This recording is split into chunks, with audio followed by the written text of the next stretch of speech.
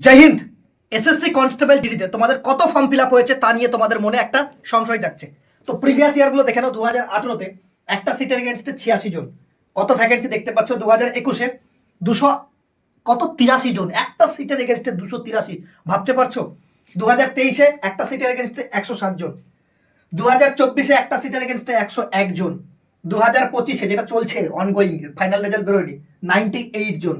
2026-এর যদি এই দেখতে চাও, 2026-এ তোমাদের বলে দিই প্রায় তোমাদের 50 লক্ষের কাছাকাছি ফর্ম ফিল আপ তো জমা পড়বেই অ্যাপ্রক্স। একটা সিটের এগেনস্টে তোমাদের 180 থেকে 190 জন রয়েছে। ঠিক আছে, তো এই সিটে যদি তুমি চাকরিটা পেতে চাও, দেখো চাকরি পাওয়া কিন্তু টাফ না, তোমরাই শুধু টাফ বানাও।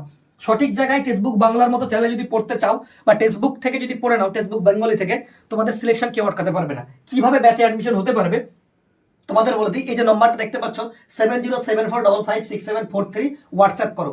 এসএসসিডি 2000 দেখতে পাচ্ছ 2026-এ মাত্র ব্যাচের প্রাইস কত? 429 টাকা, রিজু কুপন কোড ইউজ করলে।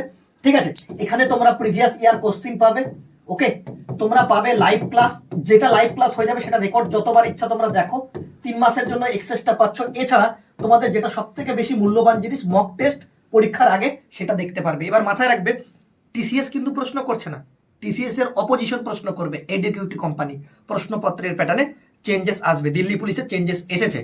প্রিভিয়াস ইয়ার থেকে মাত্র 10% প্রশ্ন আসছে, 5 থেকে 10%। অর্থাৎ প্রিভিয়াস ইয়ার অত বেশি তোমরা যদি নাও গুরুত্ব দিয়ে দেখে যাও কোনো অসুবিধা নেই, নতুনভাবে পড়তে হবে সিলেবাস চ্যাপ্টারকে খুঁটে খুঁটে।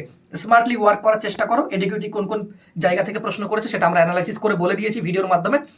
এই ভিডিওর নিচের লিঙ্ক আছে, সেখান থেকে একটু ভালো করে দেখে নিও। ভালো থেকো, সুস্থ থেকো। জয় হিন্দ, জয় ভারত, বন্দে মাতরম।